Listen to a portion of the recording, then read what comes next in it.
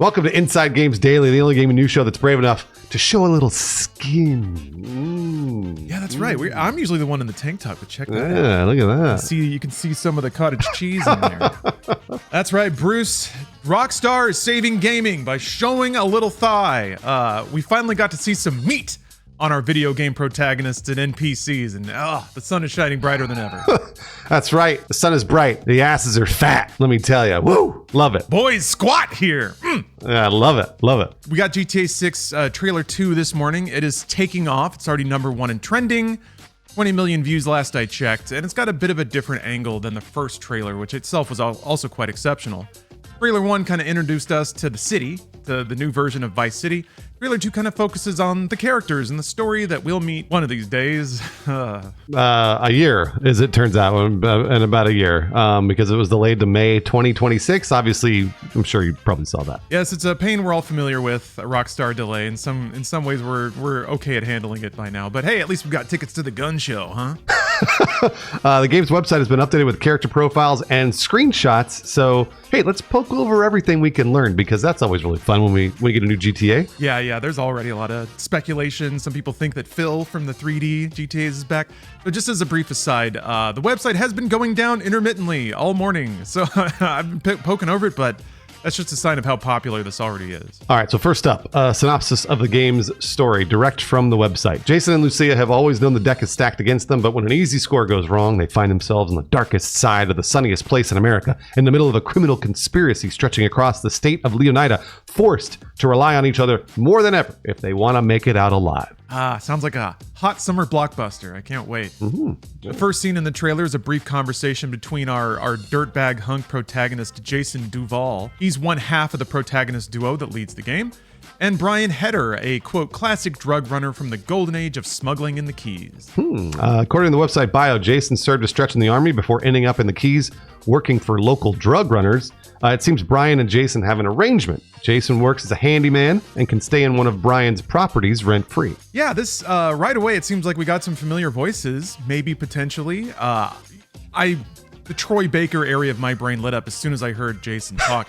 Doesn't mean that it is him, and also it's kind of not like Rockstar to cast an already prominent voice actor, but maybe they have. Also, Brian kind of sounds like Stephen Root. Now, Stephen Root obviously has voiced a lot of iconic characters, so anything in that realm is maybe going to sound like him, especially if performers are trying to evoke that. But either way, those are two phenomenal voice talents, so I wouldn't mind listening to them for at least a chunk of the game. Absolutely. Brian tells Jason to go shake down some non-paying tenants for rent money in what sounds like a beginning game tutorial mission sort of thing. We all know it. We're going to teach you how to get in and out of the car. We're going to teach you how to follow waypoints on the roads. And from there, we see Jason handling business, which is to say, backhanding a cashier and taking what he's presumably owed out of the register, which is, that's fundamental Grand Theft Auto right there. Yeah. Shout outs to the rad geode on the countertop and then the dude in the tie-dye shirt that's either been slapped or smoked into unconsciousness.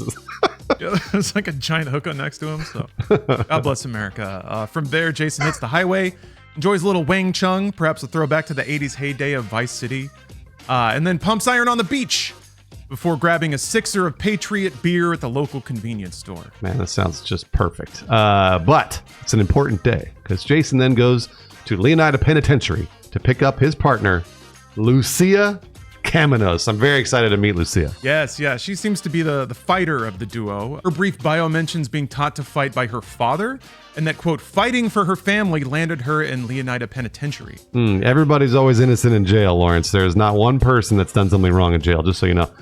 Lucia is motivated by achieving the good life her mom has dreamed of since their days in Liberty City. Yeah, so I think you got your motivations there. It's pretty generic, like rags to riches, I just want to make it, American dream kind of thing. The couple have an interesting chemistry right off the top, as the trailer cuts from their, kind of awkward reunion. Bam, right to some smoky hotel lovemaking intercut with a bank heist. Oh, of course. That's what you got to do when you just getting out of jail. That's the first thing, obviously. Fittingly, the trailer's main track, "Hot Together" by the Pointer Sisters, kicks up right as we see that scene. So yeah, and I think again it's a great thematic pairing, and it kind of tells us what we're in for here.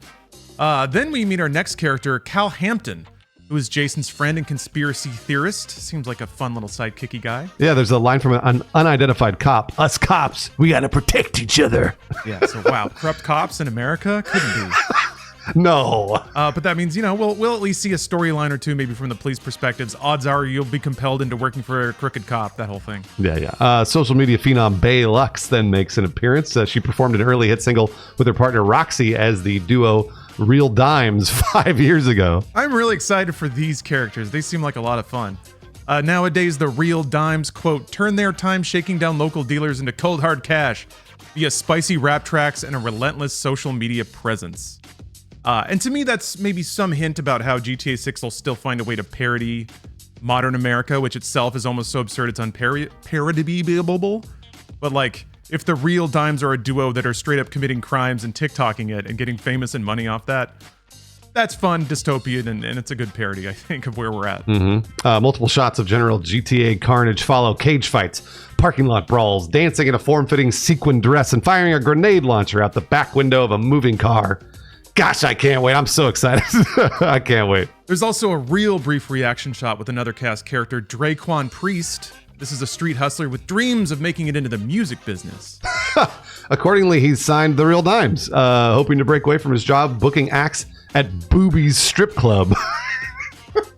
So I originally thought Boobies was the name of the strip club, and it may be. Okay. But there's also somebody named Booby that owns the strip club, so we're meeting a lot of new faces today. What follows then is more scenes of ridiculous GTA-style action.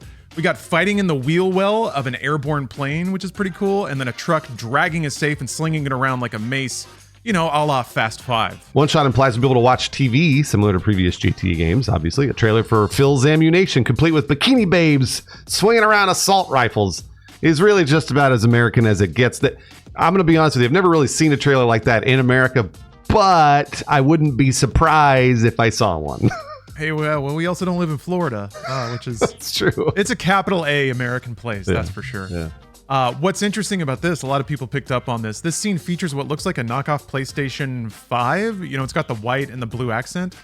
And the controller on the table is just a dead ringer for a PS4 controller. Several action scenes then play, implying potential gameplay scenarios like flying helicopters and airboats, jet skis, motorcycles, and biplanes, and a shot from what looks like a rolling car heist.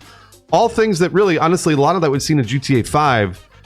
That said, though, seeing it in a GTA 6, this engine and with the graphics, I'm just like, I can't wait to do it again if it's the same thing even. Yeah, part of me wonders if they're picking these scenes to imply what you'll be able to do. I think all those are reasonable expectations because, like you said, they were in GTA 5 and then some.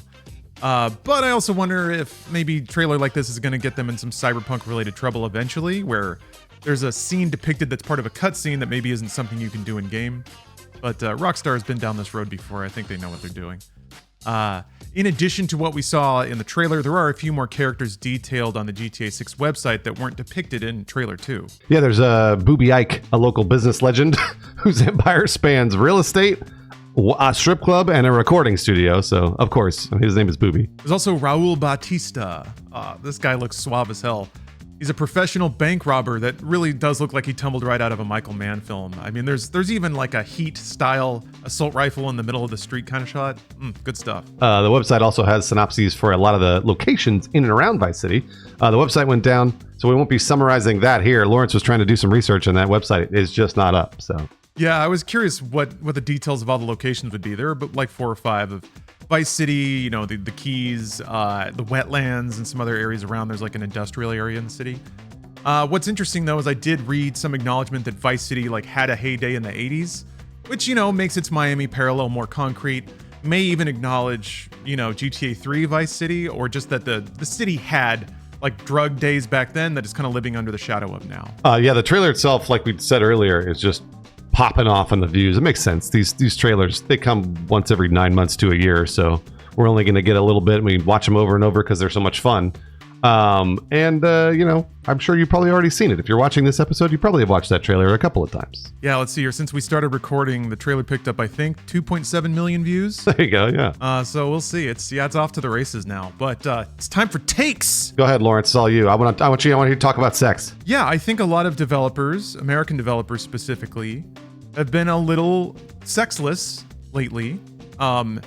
Sex is part of this trailer, but so is violence. You know, it's not the focus, but the main character is a couple, and it's pretty clear the trailer is linking their sexual chemistry and excitement to the crimes they commit. You know, you got the Bonnie and Clyde relationship where they kind of feed off that excitement of each other, and maybe their relationship is co-destructive. So I'm looking forward to diving into that. But yeah, that's my immediate takeaway, is just how refreshing the representation of it is. I guess what I love so much about this trailer, and specifically the way that it represents sex, is that it doesn't sexualize its subjects. It just shows its subjects participating in sex. And that's different. Maybe not everyone, but one of the issues I always had is just how kind of sleazy and pandery sex always was in a game, specifically to titillate a male player. But this is much more equal in its sexualization. Of course, like women catcall Jason when he's driving down the road and he kind of smirks. You have a lot of new screenshots that kind of show the life and times of Vice City, and we see believably saggy and tan-lined old men checking out the sandy asses of sunbathers. We see babes with huge jugs wrapped in an American flag bikini making the moves on just a greasy silverback of a man. And this is a real bust of a woman. Very wide. So impressive stuff. Like it makes it very clear that this is a city with a bunch of different people that are all kind of living the hedonistic American lifestyle. Drinking beer, driving fast cars, having sex, eating food. I like that. Rockstar is very good at this, I think, of making a game that is the culture while also commenting on it. And I think this is another sign of that. And like I said, sex is kind of at the core of the story. Lucia and Jason are a sexy, dangerous couple. So I think it all fits. I think it wouldn't feel right without that element. I did notice though that if I know a lot of people were concerned, and especially it's going to be a part of the discourse. Like, why did GTA 6 go woke? How is it different for modern audiences? All this garbage. I think where you do see that is maybe the lack of excessively crude product names and billboards. That used to be a GTA thing. A lot of very like kind of puerile puns and, you know, veiled homophobia, transphobia, what have you, kind of behind all that. There were people who were going to point that out as being evidence that I think that this game has fallen to the culture wars or whatever. But I think if you use your eyes and stay out of that, it's pretty obvious that it's being above all that. I don't think it's necessarily influenced by it. And I also don't think GTA needs that crap anymore. No offense, but it's like the lowest lowbrow humor, and Rockstar's been on an upwards trajectory in terms of the nuance of what they do and the cultural relevance of what they're doing. So I don't know. I don't necessarily miss that aspect of it. Yeah, there were no arrangements of like dick and balls, which is pretty common for GTA as well. Not that I saw, but perhaps they're hidden. I don't know, Bruce, what was your take? Does it feel GTA to you? How do you feel about the intersection of sex and violence in it? Yeah, Lawrence, you did a great job of really summing up all of that up, all of my thoughts there. One thing I will say is a long time ago, there was a show called Spartacus on Starz. Spartacus is one of my favorite television shows ever. It's an amazing drama. There's so much cool violence, but also, Lawrence, there is so much sex in Spartacus, and everybody gets shown. There are constant dicks. There are constant tits. I mean, we're full frontal all the way around for everybody. And I used to say that there was a selling point of the show, is that you'd go and watch Spartacus because it was sexualized, but it was sexualized for everybody. And that's what I love about this trailer. When I watched the trailer, I was like, fuck yeah, dude, I love fat asses. Like, I want to see fat asses over and over. But then they also show a fucking shredded dude. I'm like, yes. Like, I wanted to see all of it. So I will be not surprised if GTA 6 has a bunch of dick and balls, actual cocks, in addition to tits and things like that. Like I love that. Like, I'm very excited to see that sexualization in video games is finally catching up to where movies and television have been. And I will say that also there is a this is going to sound ridiculous. There's a worrying trend of unsexualizing in a lot of things in movies, television, video games that's happening right now, because a lot of people are backing off of it. And like you said, there's a lot of people like, well, we don't want to show the male gaze. And I'm like, that's fine. Don't show the male gaze. You could do all of it. You could show all of it. Baldur's Gate 3 did a fantastic job of that. And GTA 6, this trailer is trending in a positive direction for that, where we get to see everything. I want to see it all. It's easiest to link it to this because theoretically it's the biggest American cultural movement in pop media, but you know, the MCU is nearly entirely sexless. The only insertions of sex we get are the brief beefcake shots we get of Chris Evans, like flexing down a helicopter or ripping a log in half. And there's a reason those moments resonate with people, because it's the one drip of water we get in a sexless desert. You could argue that there is something very American about even that we take our beef, wrap it in saran wrap. Like, we wrap our beefy men in digital clothing and then pine after them, but it's very puritanical. We're not allowed to actually see them fuck or anything. Things like that make Watchmen kind of stand out. But yeah, it's been everywhere. You can point to many things that people have about Concord, but one thing it is absolutely sexless. Whereas Marvel Rivals is sexed to hell. I'm not saying it's that simple, but people have always and will always love glamour. And that's kind of the word I tend to use, is something that's nice to look at. And that doesn't mean traditionally attractive either. You can make, like I think the GTA 6 trailer shows, you can make even the greasiest, like pot-bellied sex still seem appealing, or just part of the human landscape, as opposed to denying that it exists entirely. So yeah, it's in terms of American culture, this is steeped in it. I think not only for obvious reasons do I need and desperately want to see good and vibrant examples of American culture, but also I like to see it squaring a little more with actual lived life versus a sanitized product that feels very plastic. Yeah, this is very intentional by Rockstar, and I want to say that they're masters of their craft. Everybody knows it, but there's a reason they are, and this is what we're describing about this trailer is exactly the reason they are masters of it, because they can identify trends, and then they're not even really trying to stay on that trend. They're gonna sort of start that trend again. Like, it already was a thing that people like. You sort of knew that the sexualizing of everybody was important to what we're doing here when it comes to making media, and Rockstar is just right down the line. They're just perfect. And again, we haven't played the game, so we don't know, but the hints of the game that we're going to play, it feels exactly the right way it should. Yeah. The website itself, when it was working, was pretty impressive. As you'd scroll down, these like little mini clips of all the characters would play. But then at the end, if you get to the bottom, it's a Tarantino shot of Jason and Lucia, like from the trunk of a car, with them slamming it. And to me, that's not an accident. I think they know that, like Tarantino, they're kind of in the middle of American culture and commenting on it while they're producing art around it. I don't know. It made me smile. Although you mentioned we haven't played it yet, Bruce. Are you concerned that there's no gameplay in the second trailer? I mean, I think that all of this stuff is in engine. It looks like it to me. So I don't think that.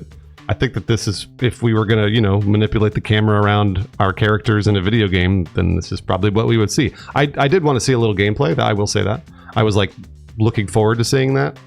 But at the same time, I was like, this is all in engine. It's going to look like this. Like, I will be really surprised if it doesn't look like this. So, and it looks fantastic. Yeah, some of those seem like they were just UI away from being gameplay, which is a dangerous thing to think. Especially like the shot of shooting the grenade launcher out the back of a car. I was like, oh, that could just be like a rail shooting sequence. It kind of looks like that. GTA has done that before. So yeah, I don't really mind either. I think Rockstar of any dev has earned the trust. If anything is to ever be given, I usually caution against it, but yeah, we'll see. I think at this point, it's just like people are now asking, is the game going to possibly live up to expectations? Is it going to be the third coming of Christ for the games industry? And I guess time will tell on that one. Yeah, hey, here's a fun fact. It's been longer between GTA 6 trailer 1 and trailer 2. This is crazy. 518 days, that's almost a year and a half, than it was between Grand Theft Auto 3 and Vice City, the actual game releases. Yeah, that was 372 days between those two games. So shoutouts to Daniel Ahmad on Blue Sky for running the math on that. Sign of the times, I guess. Sheesh. Speaking of the times, we'd like to celebrate a patron that supports the show directly. Ati is today's Inside Games Patron of the Day.